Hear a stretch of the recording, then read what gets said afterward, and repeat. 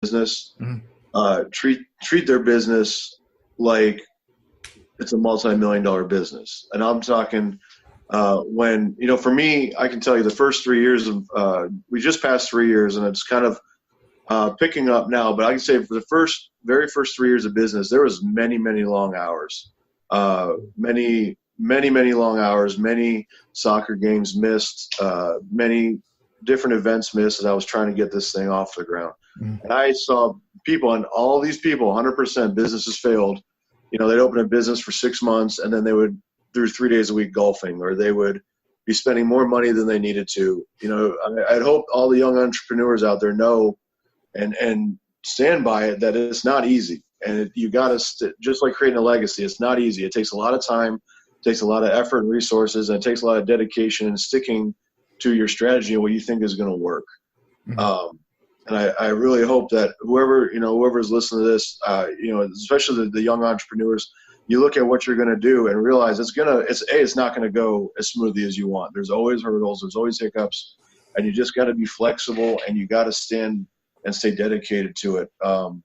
You're probably going to have a lot of doors shut in your face, a lot of people saying no the first time around, but it all comes back to don't give up, stay with what you drew out, and just stay committed to it and create what you want to create and go do it.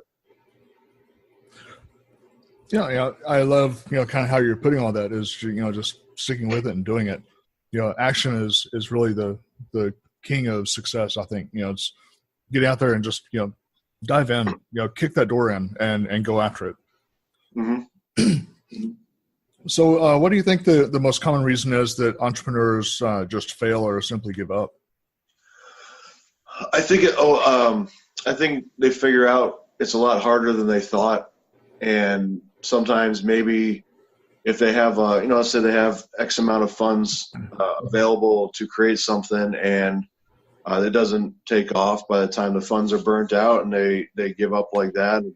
I can see a combo of that, but I think the biggest part of it is that it's not easy. It requires a lot of time, maybe more time than one would expect. And, at the end of the day, they're like, well, it's just not worth the headache anymore. And, they go do something else. But like always isn't the right way to say, but I've experienced quite a bit of people who have thought in that mentality, walked away from something and then take a job they're not happy at because it's guaranteed money. And it's like, well, at the end of the day, do you want, how are you looking at this? Are you going to be happy, or are you just taking a job to get by? Because then the day's running you're not running the day. Right. Yeah, I actually like that saying there. I'll probably write that down and reuse it if that's okay. No, that's not mine. In all fairness, that's from a motivational guy named Greg Plitt. But please use it. It's a great line. It's one of my favorites. Yeah. So, what kind of support and resources should a budding entrepreneur be looking for? And since we're both veterans, that might even be something that a veteran entrepreneur should be looking for in particular. So a big resource is trying to know people in whatever industry you're wanting to go to. That is great on the professional level. Additionally, especially if you're a veteran, there are many groups out there that are designed for just veteran networking. Take advantage of those. The reason I met James here is because we're both part of the Vetrepreneur tribe. I just joined a couple weeks ago, and I'm a huge fan of podcasts. So when I was here where James was talking to people about this legacy thing, I was all for it because I'm a huge fan of podcasts and veterans succeeding. Stuff like that is instrumental because you're going around like-minded people in the sense of people are driven with their own goals and they want to succeed. And, talking to these kind of outlets, you may come across somebody who you can do something great with, or can help you with funding, or get you just pointed in the right direction for how you want to make this business work. But it's all going to come down to you. The groups aren't going to invite you or look out for you. You got to go find them. You can go interact with them, and just kind of let it run from there. Yep. Yeah, I totally agree. And also, getting a mentor. Somebody that has, been through the trenches that you're going into, that they've come out on the other side, and, look for those people because, their failures are going to save you a lot of time and a lot of headache, a lot of heartache. And the way I look at it is the best kind of failure to learn from is somebody else's, because it hurts a whole lot less. Oh yeah, I agree with you. I completely forgot about the mentor thing. Yeah, if you can get a mentor, that would be amazing. Because you would save a lot of headache with a really good mentor. Absolutely. I like to say, we're the sum of the 5 or 6 people we surround ourselves with. So, who are you surrounding yourself with? Ask that question constantly. So, we're kind of in a unique time, I think, as far as people, really letting their values and their belief system show up in their business. That's something that I do personally. Is I certainly don't shy around this subject. But, some people do, and, I don't fault them for that. But how would you say that you would incorporate that into your business, or do you? As far as my belief system? Right.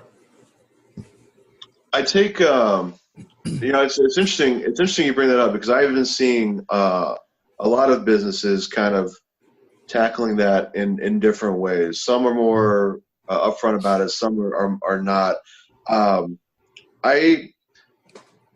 If there's any belief that I want to make upfront to people, is that I truly believe that anybody can do whatever goal that they want to set their mind to, and if that means that one needs to look more religious or not, that part to me is inconsequential. To each their own.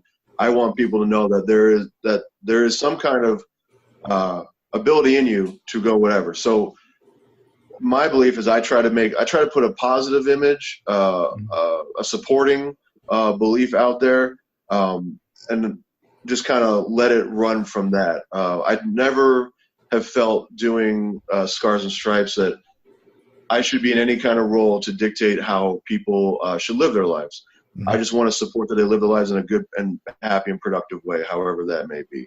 So that can kind of come across, it can be walking a line, because you don't want to tell people if their system doesn't work. But, I never ever want to come more of an authoritative message, just a positive supporting one.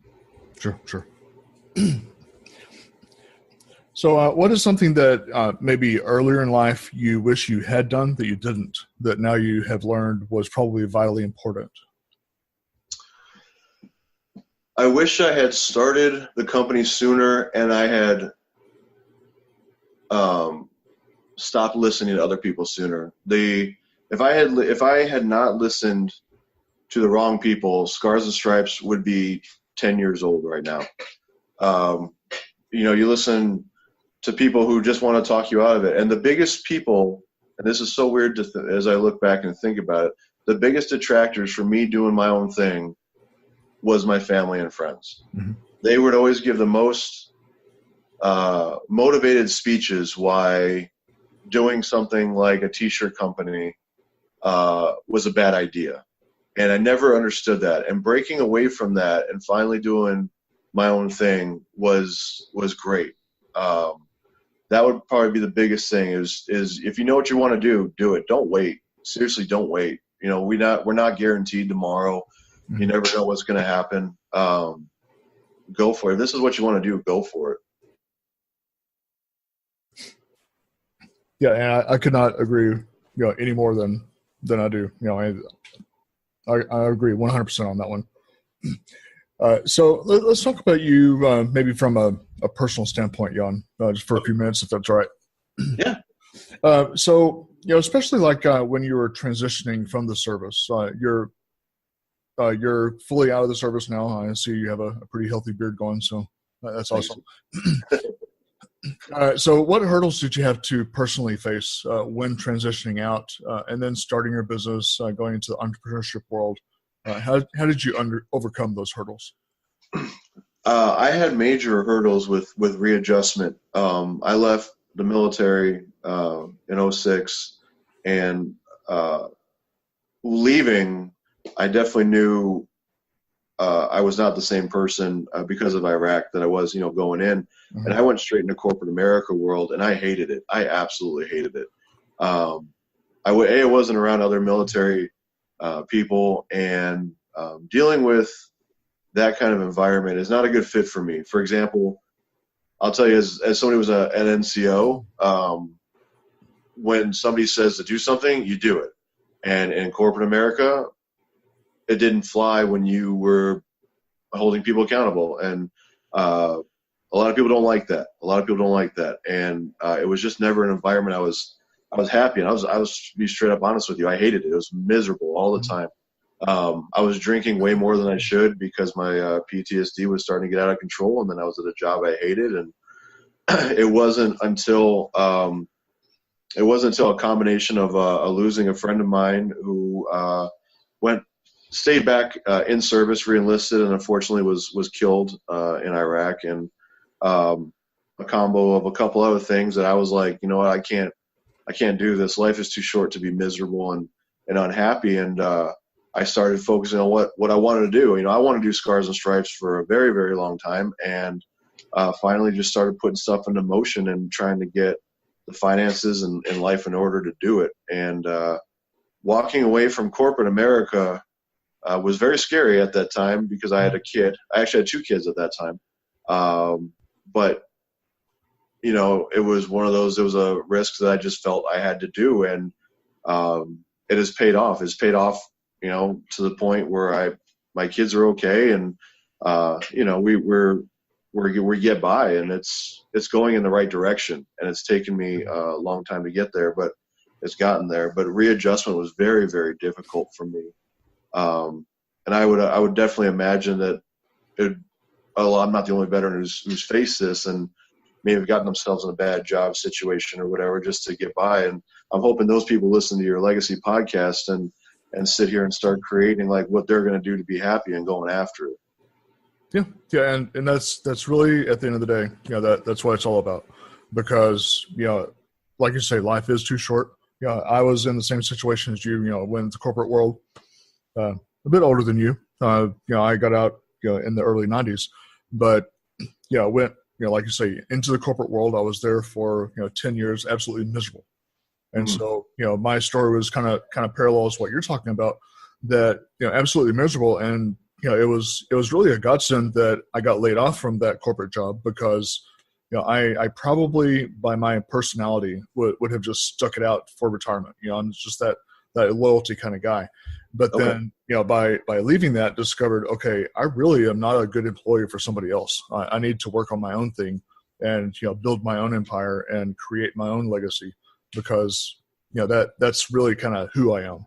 And nice. You know, through that ultimately discovered, you know, a lot of different things about myself that, you know, that came to pass. And so, you know, and then, you know, the culmination of that is partly, you know, this program is, you know, trying to give back to that a little bit and give back to other people and educate them on, you know, don't waste your time doing something that doesn't fulfill you. Oh, that's an awesome message. That's an awesome message, man. So I guess you kind of, you know, like me, sort of stumbled upon that answer. It wasn't as obvious for you as, you know, some people say, you know, it was an obvious thing that they came across, but then some of us, you know, we sort of stumbled upon it. Which would you say?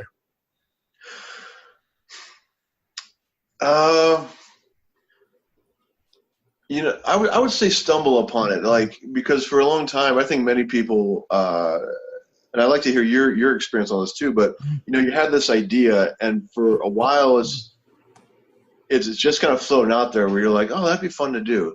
And then you find yourself, you know, every now and then where you're trying to, you know, not think about the bad job or whatever you're dealing with. You start like for me, it was scribbling down designs and kind of like saying, oh, this would be fun, and kind of going into that.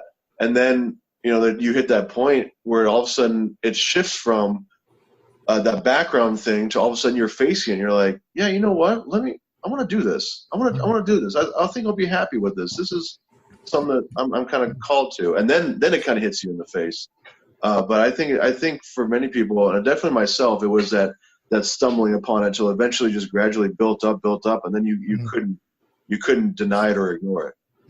Yeah. It was kind of the same for me, that, you know, there was always something, you know, something present, even though, you know, I was, you know, sort of riding the wave, you might say, you know, in the corporate world. sort of riding that wave and, taking in the benefits, the regular paycheck kind of thing, which was comfortable. But, there was always that